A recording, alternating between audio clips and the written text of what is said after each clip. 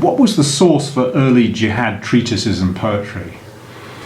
The idea of jihad is certainly one which has a very long pedigree in Islamic thought. And it certainly did not need the Crusades in any way to trigger off thinking about jihad or writing about jihad. And the interesting point about jihad treatises is really that there are hardly any in the early crusading period. Again, you would have expected the Crusades are coming in.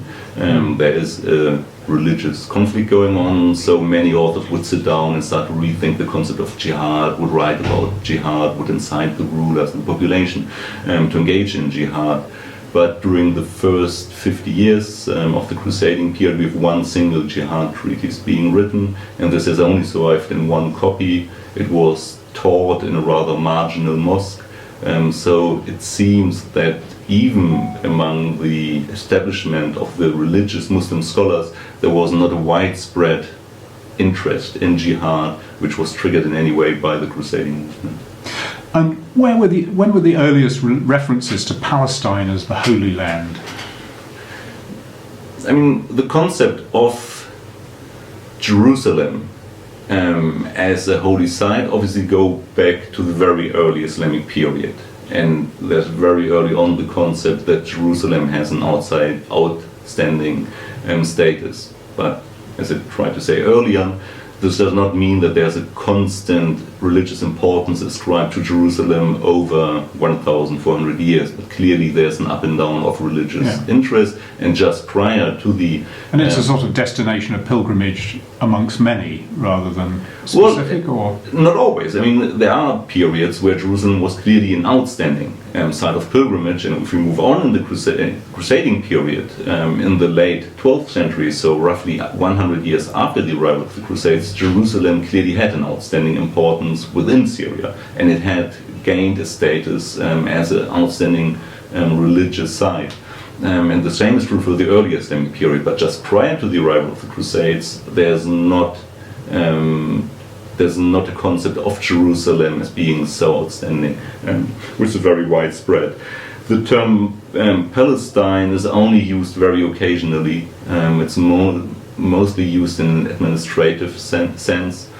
And the writers of the jihad treatises, for example, they never used the term Palestine, but they would always say, if they write about the religious significance of these lands, they would write about Jerusalem.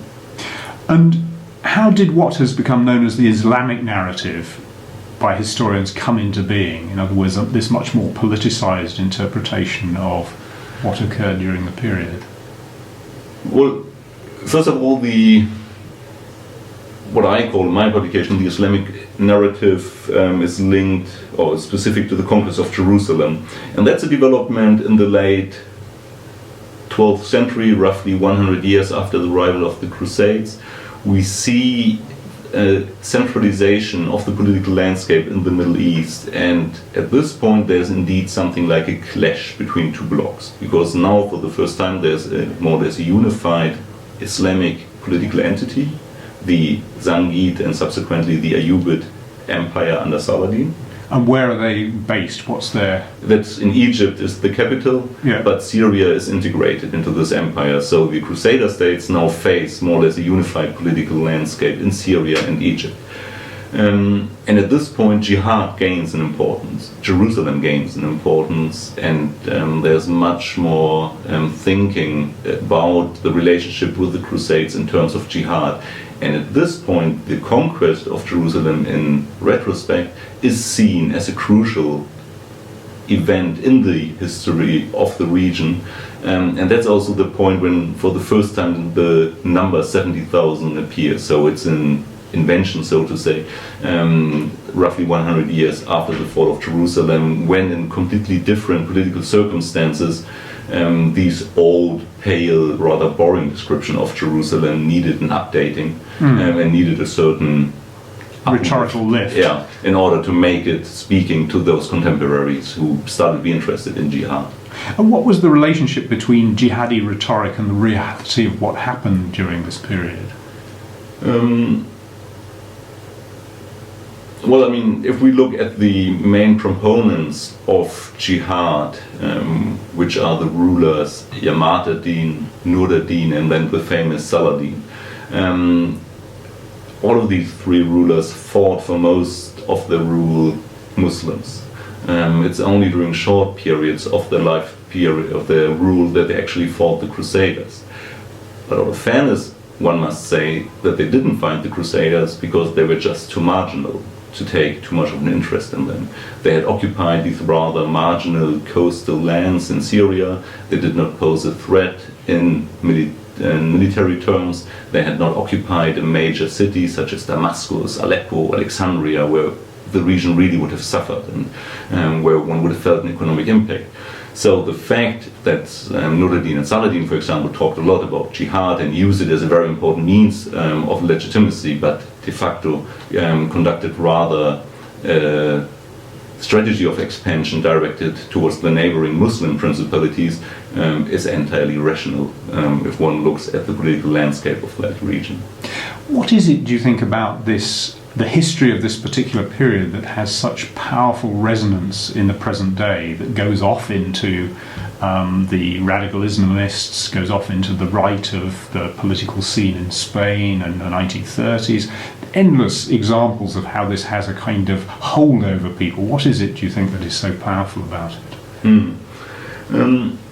I think to a large extent it's an expression of Eurocentrism, because the Crusades are crucial for medieval European history, and if one touches upon virtually any aspect of medieval European history, at some point one touches upon the Crusades, because they embody so many developments which were taking place during the 11th, 12th, 13th century in Europe.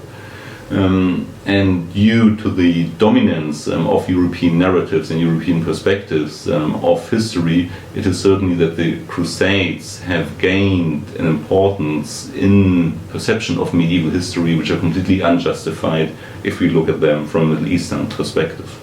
However, from the 19th century onwards, we see a very sustained interest in the history of Crusades in the Middle East. This is not necessary to say that there was no interest at all in the previous centuries, but it's clear in the 19th century there is an enormous increase in interest in the Crusades also in the Middle East, i.e. Arab authors start to think about the Crusades, they start to write about the Crusades, and they start to debate the Crusades. And this is in relation to early nationalism or predating that?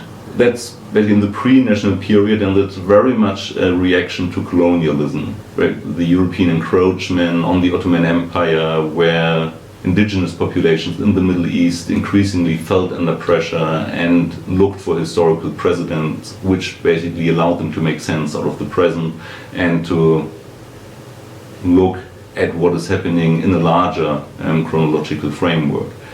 And create a narrative for themselves, effectively. Yeah, I mean, what let's say the normal function of history is. Yes. In many ways, there's nothing unusual about, let's say, the reformulation of the idea of crusade in the Middle East. In Europe as well, the Crusades underwent a very drastic reformulation in the period of the rising national states, when suddenly the Crusades started to be nationalized and every nation state had his crusading hero, and Richard the Lionheart got his statue in front of the Houses of Parliament, and in Belgium and in France, and we see all over the same development. So in the Middle East we see also this reframing of the Crusades, but in the Middle East it's more drastic in the sense that the Crusades really start to appear on the scene of historical debates for the first time. As to a large extent as a reaction to colonialism, and since then they have never disappeared because of the unequal relationship between Europe and the Middle East over the last 150 years. And whether one looks at the great ages of Arab nationalism in the 1950s and 1960s and under Jihad Nasser, etc., again, obviously it made very much sense at this period to look at the Crusades as an example, to look at Saladin as an example of how should we react today, and what could be the answer that we should give. Obviously, the link to historical reality is not very strong, both in European popular perception of the Crusades and Middle Eastern popular perception of the Crusades. But the Crusades are just such a powerful symbol of the difficult relationship between Europe and the Middle East, that they have never disappeared over the last 150 years and that they won't disappear in the next decades.